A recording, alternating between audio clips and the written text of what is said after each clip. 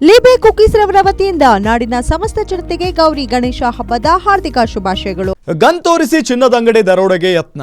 ಬೆಳಗಾವಿಯ ಅಥಣಿ ಪಟ್ಟಣದ ತ್ರಿಮೂರ್ತಿ ಜುವೆಲ್ಸ್ನಲ್ಲಿ ಘಟನೆ ಆಗಿದೆ. ಹೆಲ್ಮೆಟ್ ಹಾಕೊಂಡು ಬಂದು ಗನ್ ತೋರಿಸಿ ಚಿನ್ನ ಕದಿಯೋದಕ್ಕೆ ಪ್ರಯತ್ನ ಪಟ್ಟಿದ್ದಾರೆ. ಗನ್ ತೋರಿಸಿ ಚಿನ್ನದ ಅಂಗಡಿ ದರೋಡೆಗೆ ಪ್ರಯತ್ನ ಪಡಲಾಗಿದೆ. ಬೆಳಗಾವಿಯ ಅಥಣಿ ಪಟ್ಟಣದ ತ್ರಿಮೂರ್ತಿ ಜುವೆಲ್ಸ್ನಲ್ಲಿ ಆಗಿರುವಂತಹ ಘಟನೆ ಇದು.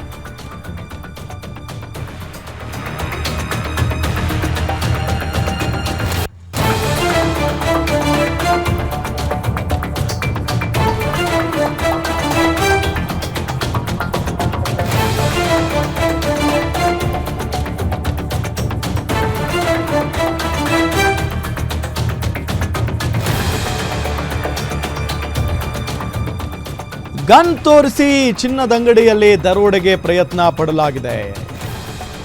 ಹೆಲ್ಮೆಟ್ ಹಾಕಿಕೊಂಡು ಬಂದು ಗನ್ ತೋರಿಸಿ ಚಿನ್ನ ಕದಿಯೋದಕ್ಕೆ ಪ್ರಯತ್ನ ಪಟ್ಟಿದ್ದಾರೆ. ಮಹೇಶ್ ಪೋತದಾರ್ ಎಂಬುವವರಿಗೆ ಸೇರಿದಂತ ಚಿನ್ನದ ಅಂಗಡಿ ಅದು.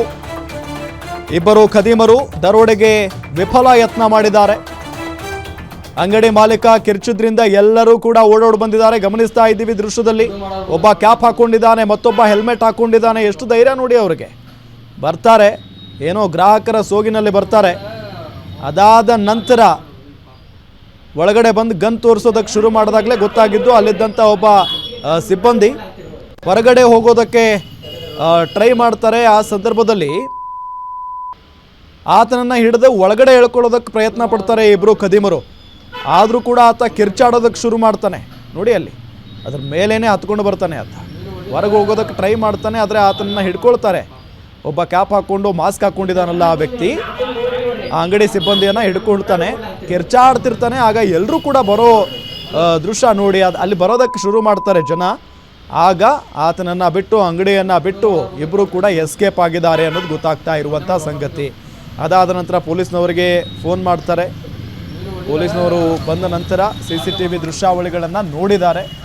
ನೋಡಿ ಆ ಖದೀಮರು ಯಾರು ಅನ್ನೋದರ ಬಗ್ಗೆ ಈಗ ತನಿಖೆ ಕೈಗೊಂಡಿದ್ದಾರೆ ಅನ್ನೋ ಮಾಹಿತಿ ಲಭ್ಯ ಆಗ್ತಾ ಇರೋದು. ಅದು ಕೂಡ ಏನು ರಾತ್ರಿನ ಹಾಡು ಹಗಲೇ ಅಂದರೆ ಸಾಕಷ್ಟು ಜನ ಆ ರಸ್ತೆಯಲ್ಲಿ ಓಡಾಡ್ತಾ ಇರ್ತಾರೆ.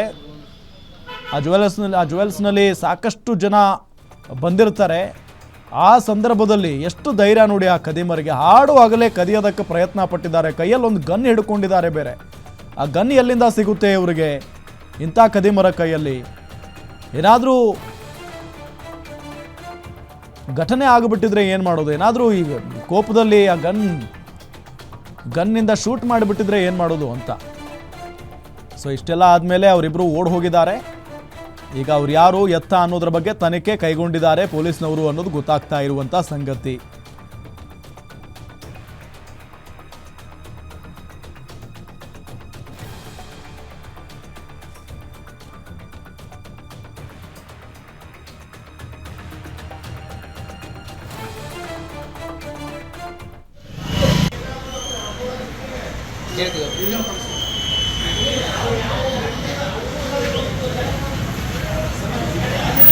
ಆಮೇಲೆ ಮಾಡ್ಕೋ